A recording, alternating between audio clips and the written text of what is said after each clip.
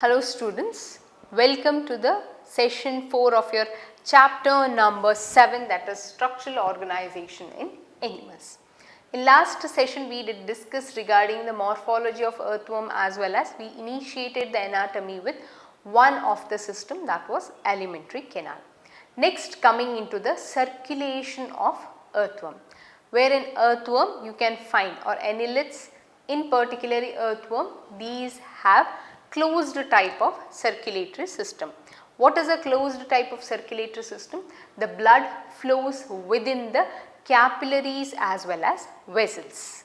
In the screen you can see that the circulatory system is a closed type of circulatory system. That means the blood vessels, capillaries and heart are involved in transfer of the blood, which undergoes contraction and helps the blood move only in one direction. Some of the small blood vessels are restricted to gut, nerve cord as well as the body wall, whereas the blood glands are restricted to the 4th, 5th and 6th segments. So, the function of blood glands, they help in producing blood cells, hemoglobin dissolved in blood plasma. The blood cells are phagocytic in function. So, these earthworms have a closed type of circulatory system involving blood vessels, capillaries and heart, which undergo contraction, helps in keeping the blood move in one direction. These have small blood vessels which are restricted to the gut, nerve cord and body wall.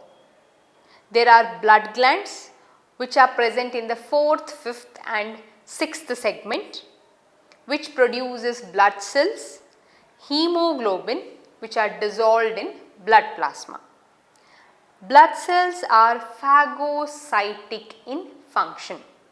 So, blood cells which are phagocytic in function anta heladre, if this is a foreign substance which enters into the body, if this is a blood cell, initially the blood cell will move towards the foreign substance and slowly engulf it. Engulf anta heladre adanna tanna olagade elkoluvantadu. Once it is pulled inside the body, this foreign substance get destroyed within the blood cell. That is what we call the phagocytic function of a blood cell. When it comes to respiratory system, so next system will be respiration.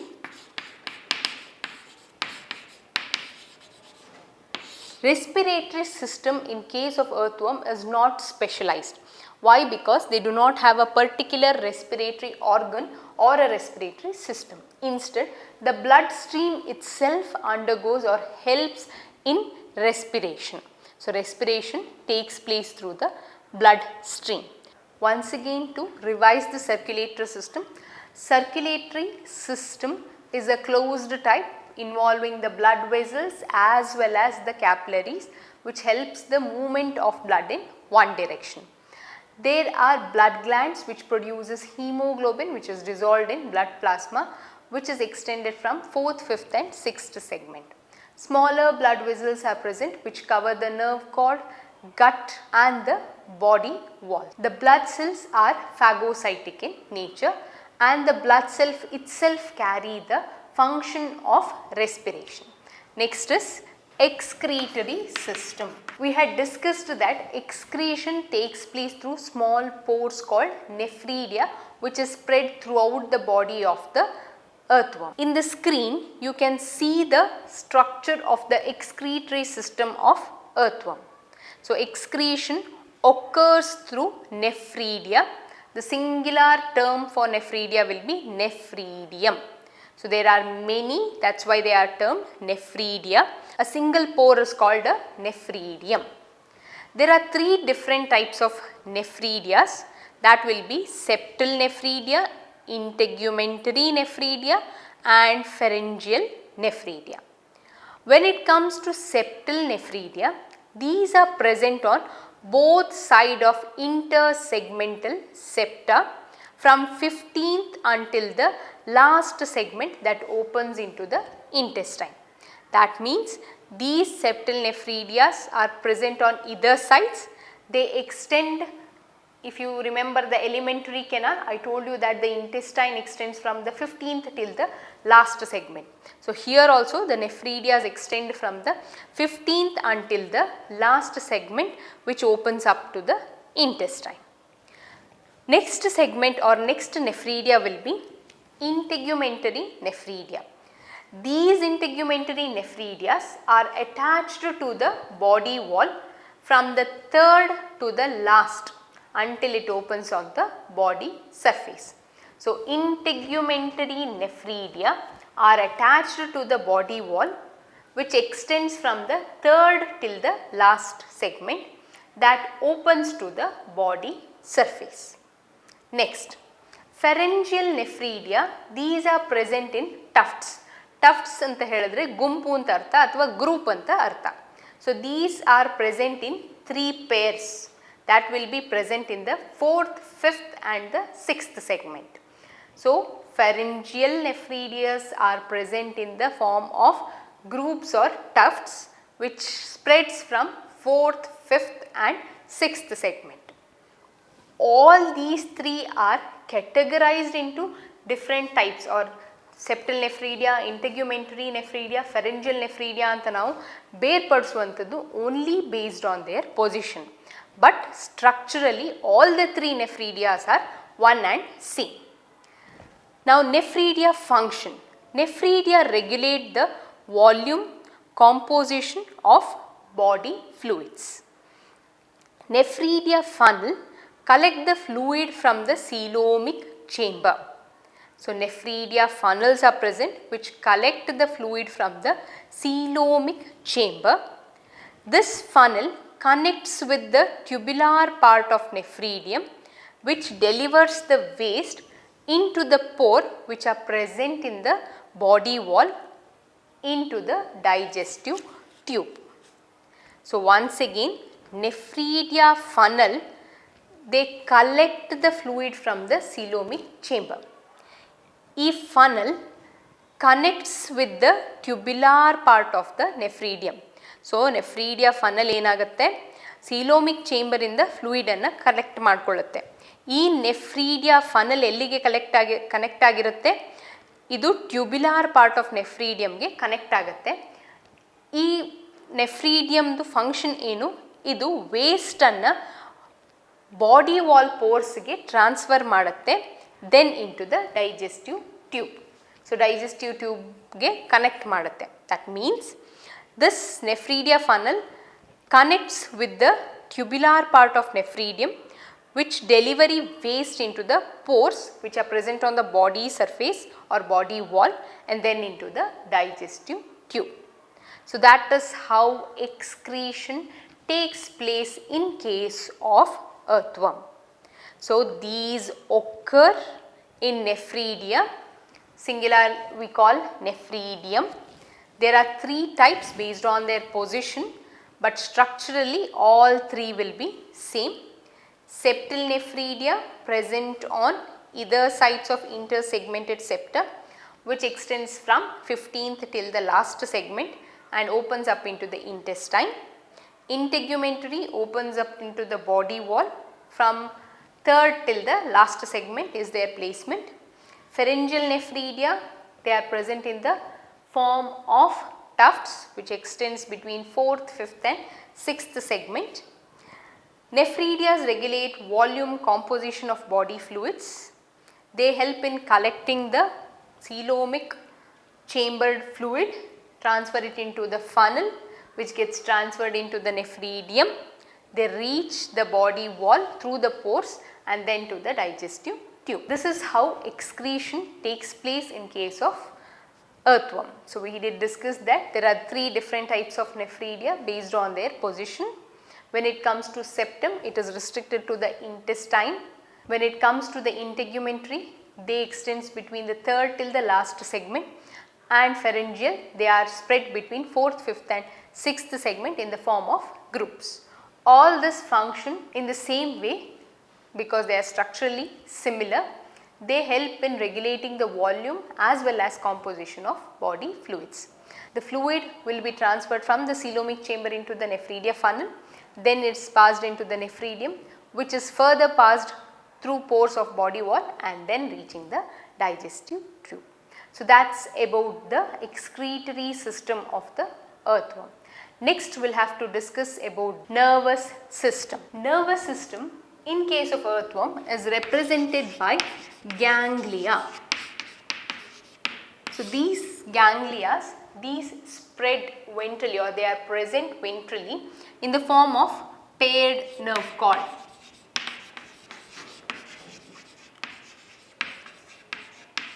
They are present ventrally, which extends with the paired nerve cord, and this nerve cord starts to bifurcate. So, if the nerve cord will be like this from the third and fourth segment. So, third to fourth segment they will start to bifurcate and they form a ring like structure in the pharynx.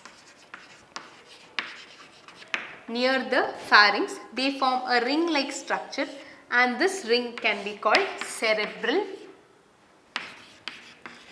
ganglia. Nervous system is represented by ganglia. They are present with paired nerve cord. This paired nerve cord bifurcates andre separate agutte anta artha. Separate from the third to fourth segment. They form a ring like structure near the pharynx region, and this is called a nerve ring, which join together to form a cerebral ganglia. So, cerebral ganglia is the one which carry out the function, that is they command the muscular response for locomotion or any other purpose. So, that is how nervous system works in the body of the earthworm. Nervous system is represented by ganglia, which is extended or present in the form of paired nerve cord, which is present ventrally. They bifurcate or get separated from the third to fourth segment. They circle around the pharynx, which leads to formation of cerebral ganglia or helps in formation of a nerve ring. This cerebral ganglia which helps in controlling the muscular function or muscular response in case of earthworm. That is about the nervous system. Next is about the sensory system. When it comes to the sensory system, the initial part I did tell you the presence of prostomium. These prostomium or the anterior part is sensitive in nature. So, these are sensory. Anterior part or the prostomium is sensory in nature. These earthworms do not have any eyes. Eyes are completely absent in case of earthworm, but they are sensitive to light and touch. So, this light and touch sensitive nature is because of presence of special cells called receptor cells. These have receptor cells because of which one these are sensitive to light as well as touch. If you project light on the earthworm, they will move towards the darker region. That is how they burrow inside the deeper layers of the soil. So, here these are sensitive to touch as well as light because of presence of receptor cells. They have a special type of receptor cells called chemoreceptors.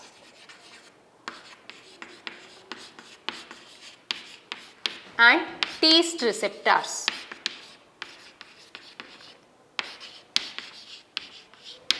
So, chemoreceptors means they can react to any of the chemical present in their external environment. So, if the chemical acts as a stimuli, either the chemoreceptors moves towards the chemicals or move away from the stimuli. The chemical will be the stimuli here. Either they move towards or move away from the chemical. That is because of presence of the chemoreceptors. Taste receptors is present to identify the type of food what they consume. So, that is about the sensory system. Anterior part of the earthworm or the prostomium is sensory in nature. They are sensitive to touch as well as light because of presence of receptors. They have a receptor because of which one they can react to chemical stimuli. Those are called chemoreceptors, and they also have taste receptors. So that's about the sensory system. And last anatomical structure what we are going to study will be the reproductive system of earthworm. So in the screen you can see the reproductive system of earthworm. Reproductive system means here it includes both male and female reproductive organs. So we can call or we can represent them as hermaphrodites, having both male and female reproductive structures. So the pair of testes which are present in the 10th and 11th segment, and vas differentia it is present in the 18th segment where they join the prostatic duct.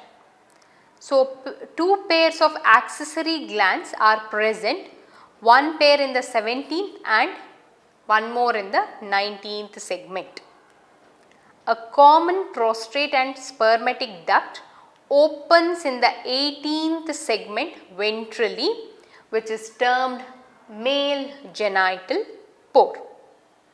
So once again, pair of testes 10-11 segment alli irutte, vas differentia 18ನೇ segment alli irutte, idu prostatic duct anna join ಆಗುತ್ತೆ. ಅದಲ್ಲದೆ 17-19 segment ಅಲ್ಲಿ ಎರಡು peer accessory ಗ್ಲ್ಯಾಂಡ್ಸ್ಗಳು ಇರ್ತವೆ. ಈ prostate gland ಹಾಗೆ ಸ್ಪರ್ಮಟಿಕ್ duct ಇದು ಎರಡೂ ಕೂಡ ಓಪನ್ ಆಗುವಂಥದ್ದು 18ನೇ ಸೆಗ್ಮೆಂಟ್ ಅಲ್ಲಿ, ದಟ್ ಟು ವೆಂಟ್ರಲಿ. ಈ ರೀಜನ್ ಅನ್ನು ಮೇಲ್ ಜೆನೈಟಲ್ ಪೋರ್ ಅಂತ ಕರಿತೀವಿ. So this opens not exactly in the ventral region but in the ventrolateral region, side wise ಅಲ್ಲಿ ಓಪನ್ ಆಗುತ್ತೆ. So there are 4 pairs of spermatical bags which extends from the 5th to the 9th segment, 6th to the 9th segment also can be considered, which receive the spermatozoa during copulation. So these receive the spermatozoas during copulation.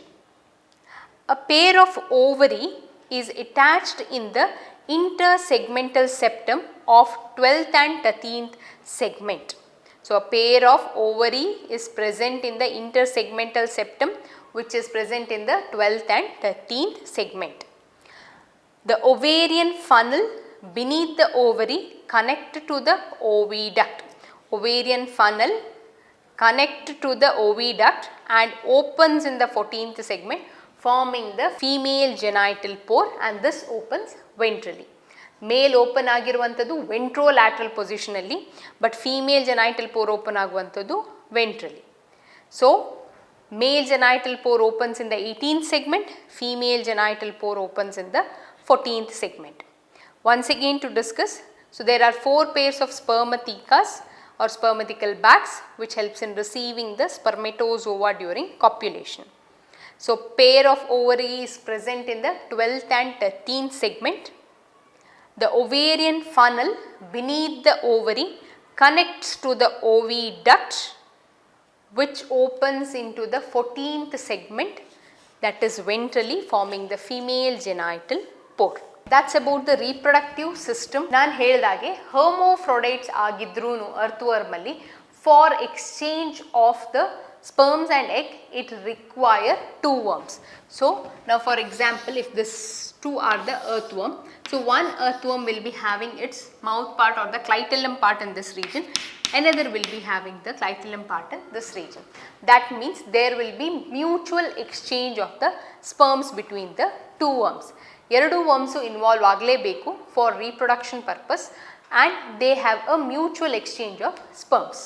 So this mutual exchange will takes place in the juxta opposing position for exchange of sperms. The sperm bags will be taken into the body of the earthworm which are called spermatophores. So once there is exchange, the mature sperm